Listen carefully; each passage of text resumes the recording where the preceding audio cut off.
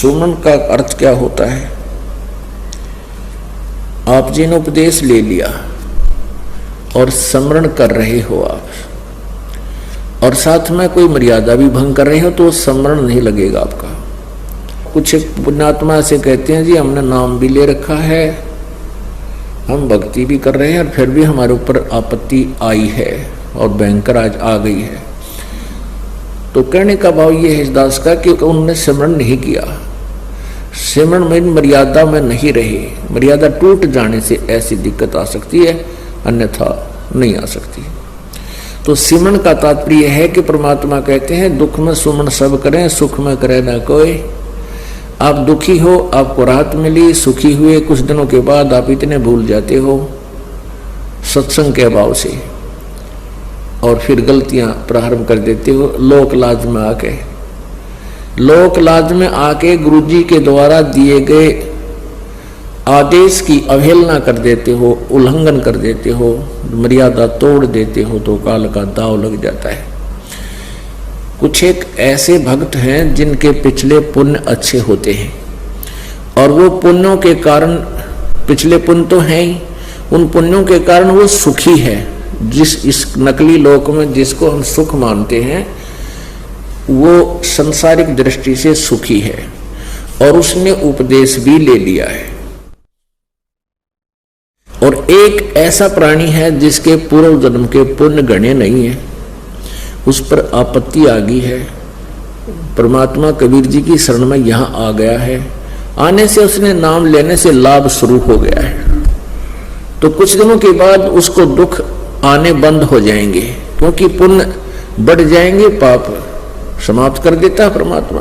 तो फिर वो कुछ दिनों में उस दूसरे भक्त को देखा देखी कि दूसरा भक्त है, वो भी नाम लिए हुए है, और वो भी मर्यादा तोड़ देता है, जो गुरुजी ने आदेश दे रखा है उसका उल्लंघन कर देता है, और देखता है कि उस पर कोई आपत्ति अभी आ नहीं रही।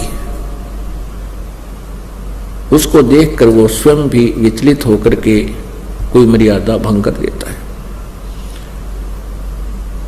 तो ऐसे फिर आपत्तियां फिर प्रारंभ हो जाती है। जिस व्यक्ति ने उपदेश भी ले रखा है और नाम भी खंडित कर दिया, तो उस पर अब मंत्र उसका है नहीं उसके पास। इस नाम की कमाई बिल्कुल नहीं है। जिसने बीड़ी पी ली, शराब पी ली, मांस खा लिया, या कोई आन उपासना कर ली, या लोक लाज में आके परमात्मा वाले नियम से वो वंचित हो गया, तो उसकी भक्ति नहीं चल रही, उसके पिछले पुण्य चल रही है। और वो सत्संग भी आ जाता है, नहीं भी आता है, बीड़ी भी पीता है, एक आदमी में गुट्टी भी ला लेता है, और वो फिर भी कहता मैं संत रामपाल का शिष्य हूं। वो कह रहा है पर वो दास का शिष्य नहीं है। हाँ, उसके साथ क्या बनेगी? फिर एक ही दम इतनी आपत्ति आवेगी जब उसके पुण्य समाप्त हो जाएंगे, वो बक्कल उतरेगा, और फिर वो व्यक्ति आकर के कहेगा कि मैंने तो नाम ले रखा था जी, हमारे घर पे भी ऐसी आपत्ति आ गई। तो वो ऐसा पापात्मा होगा कि आसपास के क्षेत्र के 10-5 कोई भक्त चारे हो नाम लेने के लिए श्रद्धालु, तो उनके लिए भी वो एक रोड़ा बन जाएगा। यो कहेंगे देखो उनका नाम ले रखा था, आज उनके इतनी आपत्ति आ गई। तो उसके पास नाम नहीं था भगवान वाला, परमात्मा का प्रोटेक्शन नहीं था।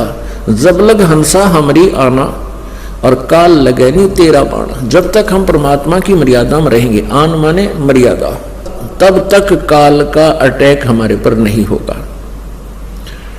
तो इस प्रकार हमने परमात्मा की भक्ति के साथ साथ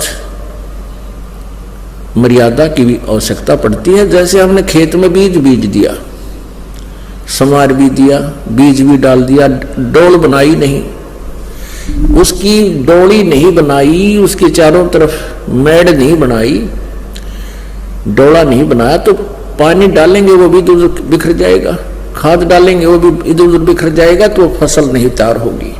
तो मर्यादा एक डोल बनेगी, और ये अति आवश्यक है। इसमें परमात्मा की भक्ति को रोकने के लिए इसको